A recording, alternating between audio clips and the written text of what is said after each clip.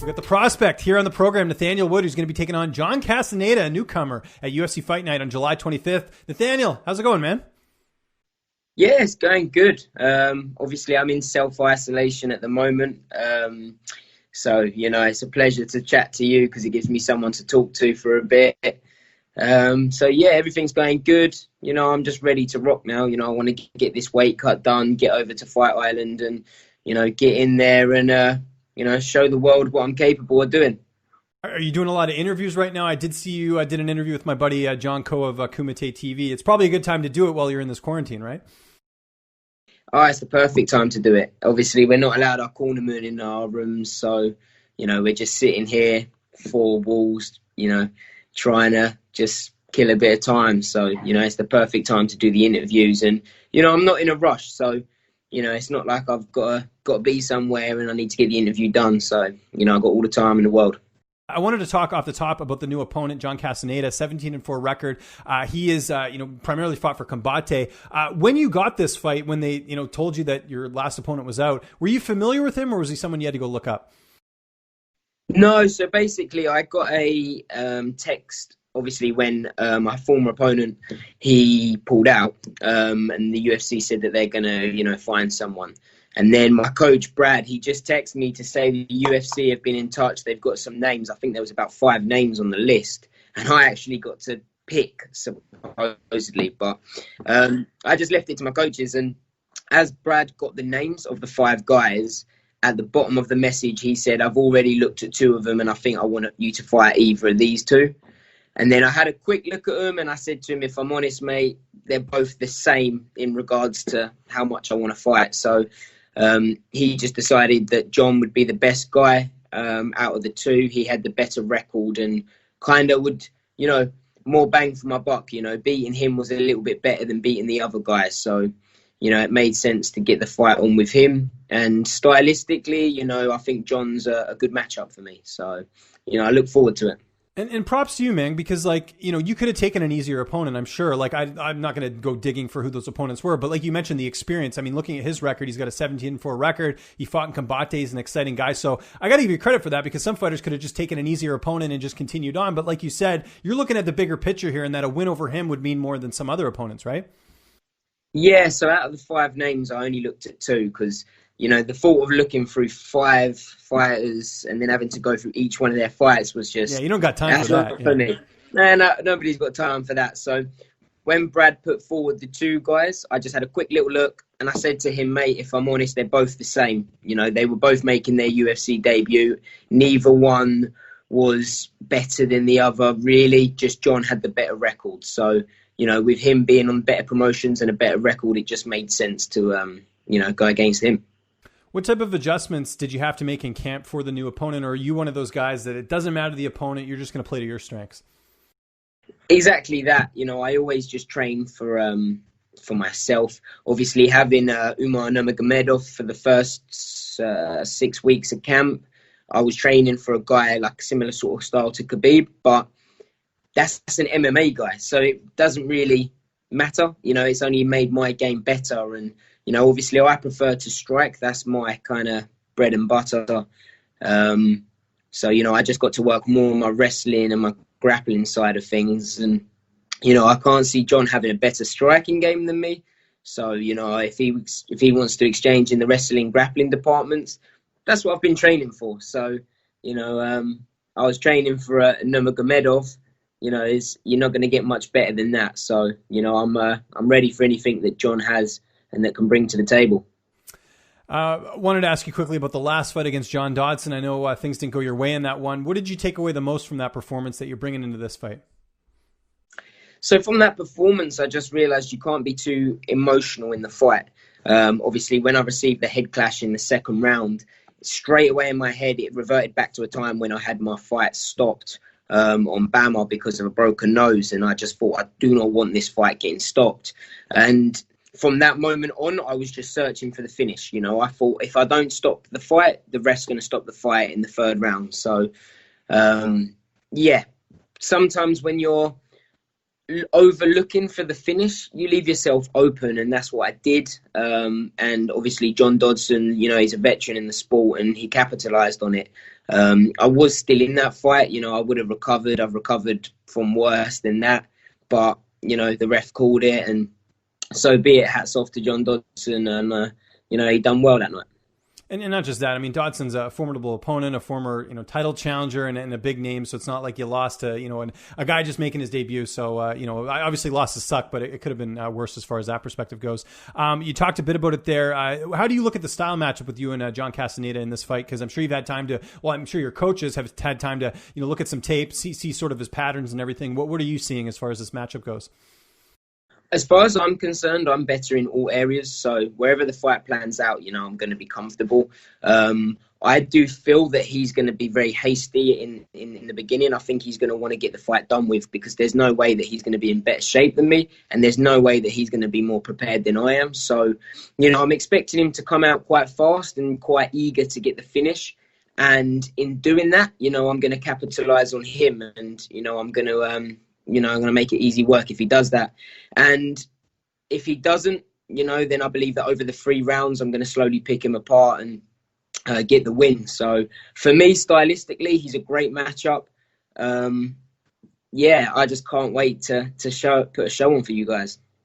Any concerns about him missing weight? He has missed weight on the regional scene before. There's a lot of travel involved for him getting over to Fight Island as well. And I know this just from interviewing him last time. He had other opportunities he could have taken with the UFC, but he didn't think he could make the weight. Now he feels like he felt like he was going to fight at this time. Is there any concerns there just hearing that? I know obviously he'll continue to fight unless it's some crazy miss, but is that something that's crossed your mind at all? It is, because he requested a catch weight. Oh, is it a catch weight? Okay. No. It's it not. Isn't. Oh, okay. He requested a catch weight, and I said that, look, I'm happy to do that. No problem at all. It means that I get to eat a little bit more on fight week. So, I'm not worried about him having a couple of kilos on me. So I did say that the catch weight's not a problem, but the UFC have said, nope, it's at 130, 135. So I'm a little bit worried that he won't make weight, but I'm not worried, if that makes sense. I just don't want him hurting himself to make weight and potentially not being able to fight. I've had a guy miss weight by 10 pounds before, still took the fight, no problem. So, I'm not worried to the extent where I think a couple of kilos could make a difference, because, I'm confident in my skill set and my ability. But I do worry, is he going to, make the fight? Because these weight cuts can, they can really affect you. So hopefully he does it and it's healthy, and, we can just put a fight on for the fans. But, he's a professional. I'm sure, I saw your interview where he was saying that he's been preparing for this for 8 weeks and whatnot. So cool. Make sure you make weight. Watch my interview. That's awesome. I appreciate that. Man, of course I did. Okay. So I just hope that he does it and he's healthy and safe, and we can put a show on for you guys. Yes, that's the main thing. Is we want to see this fight actually happen, because I think stylistically definitely has Fight of the Night written all over it. How was your weight ahead of this fight? I assume it's good because you had lots of notice, and obviously even with the travel, I'm sure you're preparing ahead of time to make sure that everything's all good there.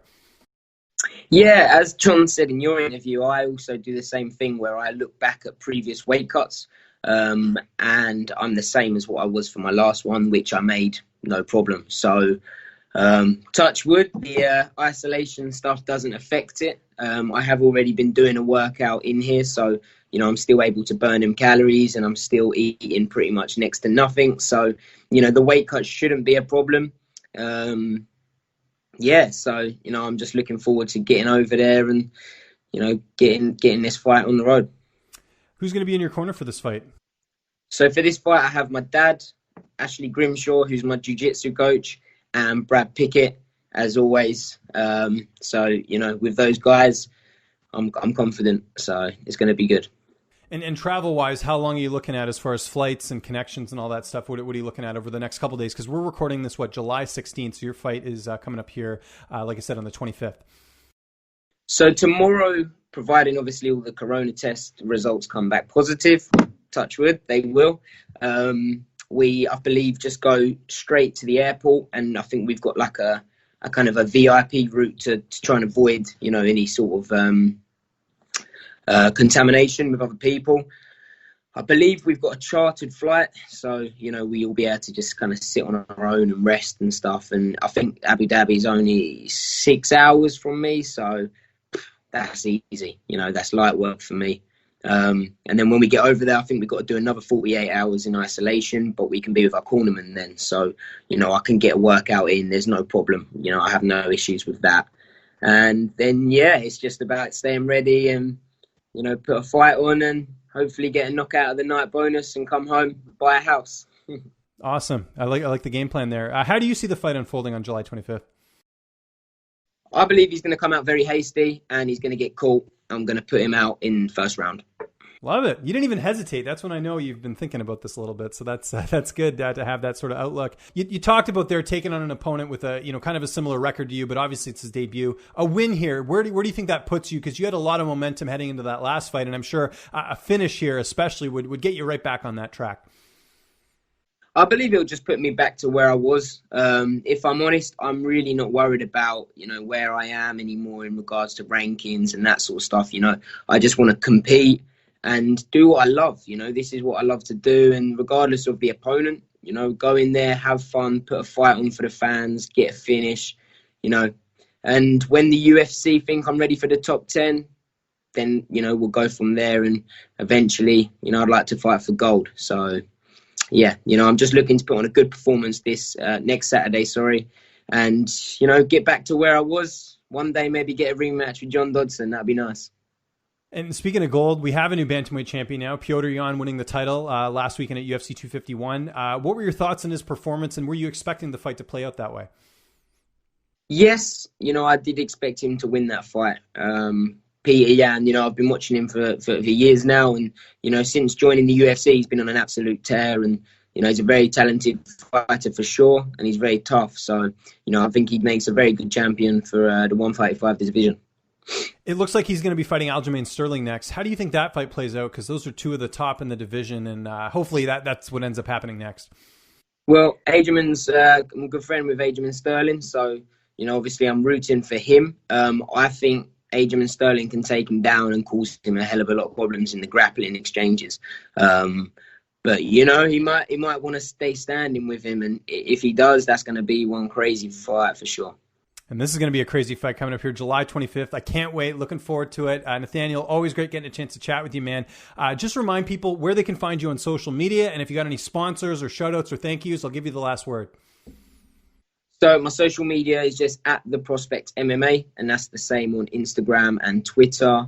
And I just want to give a shout out to all my sponsors. They've obviously been looking after me during fight camp, especially my sports physio, Umut. He's been looking after me. He's been treating me, making sure that my body's 100% for this fight.